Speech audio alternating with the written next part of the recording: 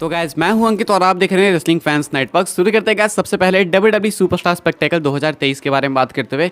तो रिसेंटली में WWE ने अपने इस लाइव इवेंट को रैप अप किया इंडिया से। एक बहुत ही सक्सेसफुल इवेंट था in terms of crowd interest. अब रेवेन्यू कितना जनरेट हुआ, कितना प्रॉफिट हुआ फाइनेंशियली वो तो नहीं पता, लेकिन WWE सुपरस्टार्स वापस जरूर से आना चाहते हैं इंडिया। अब जब वो आएंगे अगले इवेंट में तब आपको मौका मिलेगा वापस जाने का। लेकिन अब बात है कि जिन लोगों ने शो मिस कर दिया, एक्चुअली जो लोग नहीं जा पाए वहाँ हैदराबाद शो देखने, तो वो अब टीवी पे शो कैसे देख सकते हैं। तो खुशखबरी है कि सोनी वालों ने अनाउंस कर दिया है कि ये जो अपना इवेंट हुआ सुपरस्टार स्पेक्टेकल वो लाइव टेलीकास्ट होगा। अब कब टेलीकास्ट होगा मैं आपको बता दूं। वैसे लाइव तो मतलब वहाँ से लाइव तो नहीं होगा, वो पहले ही हो चुका है टेप्ड है, बट पूरे नेटवर्क पे लाइव जाएगा एक साथ, वो मैं आपको बता रहा हूँ। तो ये 2 अक्टूबर को टेलीकास्ट होगा शाम को 7 बजे। एंड इस इवेंट को टाइटल दिया इन लोगों ने नमस्ते इंडिया। वैसे तो सुपरस्टार स्पेक्टेकल ही है, लेकिन नमस्ते इंडिया बैनर के अंदर ये इवेंट होगा, ऐसा कुछ इनका कहना है। तो 2 अक्टूबर शाम 7 बजे, रात 7 बजे जो भी कह लो, ये इवेंट आपको लाइव सोनी 10 सोनी 10 3 पे देखने को मिल जाएगा, जहाँ पे भी आप टीवी पे देखते हो WWE के रॉ, स्मैकडाउन एंड PLEs वगैरह यूजुअली। अब इस इवेंट में क्या सिर्फ रेसलिंग ही दिखाई जाएगी, सवाल ये है, क्योंकि मुझे लगता है कि डॉक्यूमेंट्री स्टाइल का होगा, थोड़ा सा कुछ बिहाइंड द सीन्स मिक्सचर, कुछ इधर उधर की एक्स्ट्रा एक्टिविटीज़ भी दिखाई जाएंगी, ऐसा मुझे लगता है। इसीलिए इसका नाम दिया इन लोगों ने नमस्ते इंडिया, वरना सिंपल सुपरस्टार स्पेक्टेकल रख सकते थे। बाकी आगे बढ़ते हैं गाइस, बात करते हैं अगली स्टोरी के बारे में जो कि अपनी गुंथर को लेकर है। एंड गुंथर का एंड जो है नियर है, ऐसा कुछ काफ़ी टाइम से हम लोग सुन रहे हैं। मतलब गुंथर का एंड नहीं, गुंथर की इंटरकॉन्टिनेंटल टाइटल रेन का एंड। सॉरी थोड़ा इधर उधर निकल जाता हूँ कभी कभी। तो जो इंटरकॉन्टिनेंटल चैंपियनशिप लेके घूम रहे हैं गुंथर, अब इनसे छीनी जाएगी ये टाइटल। एंड ये इनके कैरियर का डाउनफॉल बिल्कुल भी नहीं है, उनके कैरेक्टर में अपग्रेड आएगा। एंड क्योंकि वो WWE वर्ल्ड हेवीवेट चैंपियनशिप के लिए आगे जाने वाले हैं, इसलिए उनसे ये टाइटल लेनी कंपलसरी है। एंड ये टाइटल एज सुन एज फास्टलैंड में वहाँ पे वो हार सकते हैं। एंड वहाँ पे चैट गेबल के साथ उनका मैच होगा, वहाँ पे चैट गेबल उनको हराएंगे टाइटल के लिए फाइनली। क्योंकि एक बार फिर से चैट गेबल का हारना कोई भी सेंस ही नहीं बनाएगा, वरना फिर मैच ही मत कराओ, ये सिंपल सी बात है। तो यहाँ पे चैट गेबल उनसे फाइनली टाइटल लेंगे, ऐसा चैट गेबल ने इंटरव्यू में कहा भी है। एंड ये चीज़ होगी भी, क्योंकि बार बार वो हारते आ रहे हैं। अब वहाँ पे वो टाइटल हारेंगे, उसके बाद कुछ टाइम बाद आपको गुंथर को मेन इवेंट सीन में काफ़ी जल्दी WWE डालते हुए दिख सकती है। वैसे वो इंटरकॉन्टिनेंटल टाइटल के साथ भी मेन इवेंटर ही दिखते हैं, काफ़ी बार मंडे नाइट उन्होंने मेन इवेंट भी किया, अभी रिसेंट में ही किया था चैट गेबल के अगेंस्ट।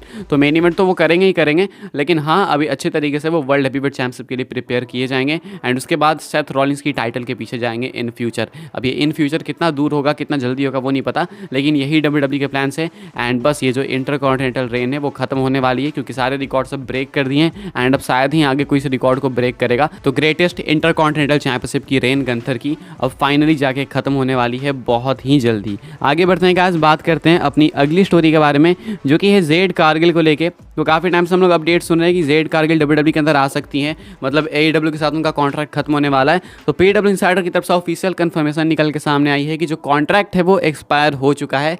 एंड अब वो अगले वीक या फिर इसी वीक आपको देखने को मिलेंगी परफॉर्मेंस सेंटर में। मतलब वैसे आप तो नहीं देख पाओगे, हम लोग नहीं देख पाएंगे, बट वो WWE के अंदर आ चुकी हैं ऐसा मान लो।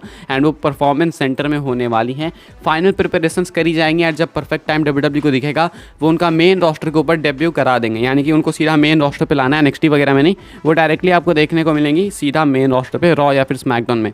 अपडेट का कहना था WWE sources have confirmed to PW insider that Jade Cargill is slated to be at WWE performance center in Orlando this coming week. तो जेड कारगिल आपको देखने को मिलेंगी। अभी आज संडे खत्म ही हो गया, तो मंडे से सीधा समझ लो परफॉर्मेंस सेंटर में। आगे बढ़ते हैं गाइस, अगली स्टोरी कवर करते हैं जो कि है WWE की पुरानी चैंपियनशिप्स को लेके। अभी रिसेंटली में हमने सुना कि WWE चैंपियनशिप्स में या फिर स्टेज वगैरह में मतलब विजुअल इम्पैक्ट में कुछ चेंजेस कर सकती है because of the TKO effect. ये जो मर्जर हुआ उसके बाद कुछ चेंजेस देखने को मिल सकते हैं। तो ऐसे में चैंपियनशिप जो है काफ़ी एक कंपलसरी चीज़ है। हमने बीच में सुना कि हो सकता है कि WWE वेट क्लासेस ऐड करते हुए दिखे। वेट क्लासेस मतलब वर्ल्ड हेवीवेट चैंपियनशिप वगैरह तो सिर्फ कहने को है WWE में, लेकिन एक्चुअली में फेदर वेट, मिडल वेट ऐसा होता है UFC में। तो वो सारी चीज़ें मे भी WWE के अंदर आ सकती हैं। हालांकि काफ़ी सारे लोग ये नहीं देखना चाहते एंड एक कन्फर्म भी नहीं है कि होगा, क्योंकि ये सिर्फ एक अर्ली डिस्कशंस थी। लेकिन टाइटल्स को लेकर एक अपडेट ये जरूर है कि WWE कुछ पुरानी टाइटल्स ला सकती है वापस। इसको लेकर अपडेट ये है कि अच्छे खासे चांसेस है कि पुरानी टाइटल्स वापस आ सकती है एंड एक TKO टाइटल भी ऐड करी जाएगी।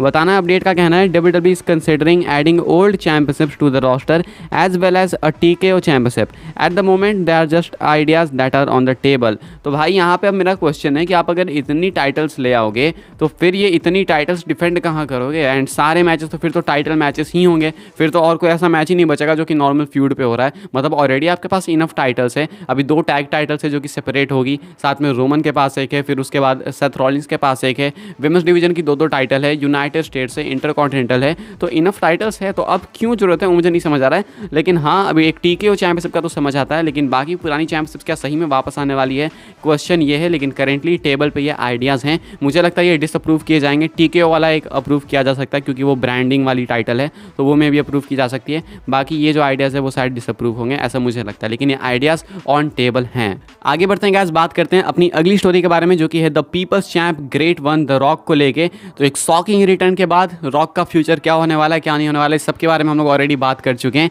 लेकिन नंबर्स के बारे में अब बात कर लेते हैं। मैंने आपको ऑलरेडी बताया कि यूट्यूब चैनल के ऊपर WWE ने जो वीडियो डाली थी रॉक के स्मैकडाउन रिटर्न की, उसने ऑलरेडी 8 घंटे के अंदर 1 मिलियन व्यूज़ ड्रॉ कर लिए थे। उसके बाद 17 घंटे में उसने तकरीबन 2.5 से 3 मिलियन व्यूज़ ड्रॉ कर लिए थे, तो अच्छे खासे नंबर्स WWE वहाँ पे जनरेट कर रही थी।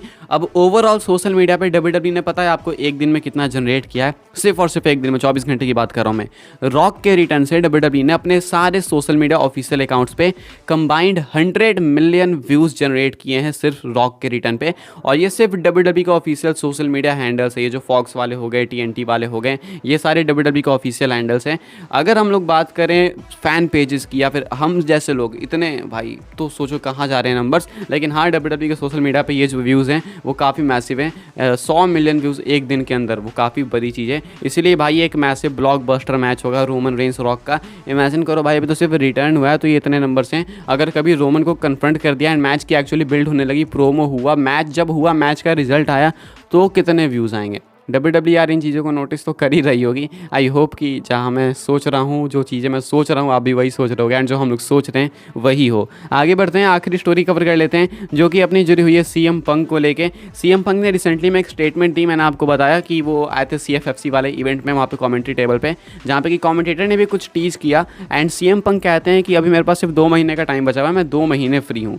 तो CM पंक कहते हैं मैं 2 महीने फ्री हूँ। 2 महीने बाद क्या है, शिकागो के अंदर है WWE सर्वाइवर सीरीज़। शिकागो कहाँ है भाई, वो CM पंक का होम टाउन, जहाँ पे कि लोग वैसे ही पागल हैं CM पंक के लिए। AEW से काफ़ी गुस्सा थे कि AEW ने फायर क्यों कर दिया, तो ऐसे में अब WWE उनको ले आएगी शिकागो में, तो WWE से बहुत वो खुश हो जाएंगे। तो CM पंक का रिटर्न काफ़ी सारे लोग देखना चाहते हैं, काफ़ी नहीं भी देखना चाहते हैं, बट अभी अपडेट निकल के ये सामने आ रही है, रिंगसाइड न्यूज़ का कहना है कि CM पंक क्या चाहते हैं। CM पंक चाहते हैं कि WWE फैंस बिलीव करे कि वो WWE के अंदर आ रहे हैं, वो भी सर्वाइवर सीरीज़ में आ रहे हैं। अभी ऐसा क्यों चाहते हैं CM पंक, इसके पीछे के 2 रीजन है। पहला कि CM पंक एक्चुअली में सच चाह रहे हैं कि फैंस जाने, मे भी CM पंक चाहते हो कि फैंस को पता चले कि मैं आ रहा हूँ।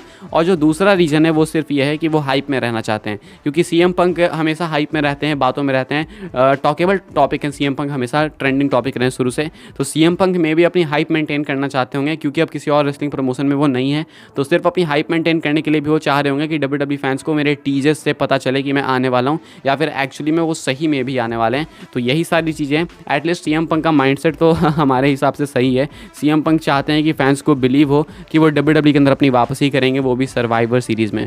मुझे यार सही बताओ तो सर्वाइवर सीरीज़ पे थोड़ा सा डाउट होता है कि सर्वाइवर सीरीज़ में वापसी होगी, क्योंकि इतनी जल्दी WWE ले आएगी ना, वो मुझे बिलीव नहीं होता। जब तक हम लोग तरपेंगे नहीं 2-3 इवेंट में, या फिर 6 महीने 7 महीने जब तक तरपेंगे नहीं, तब तक रिटर्न कहाँ से होगा। क्या लगता है आपको, अपने थॉट्स कमेंट करके बताना।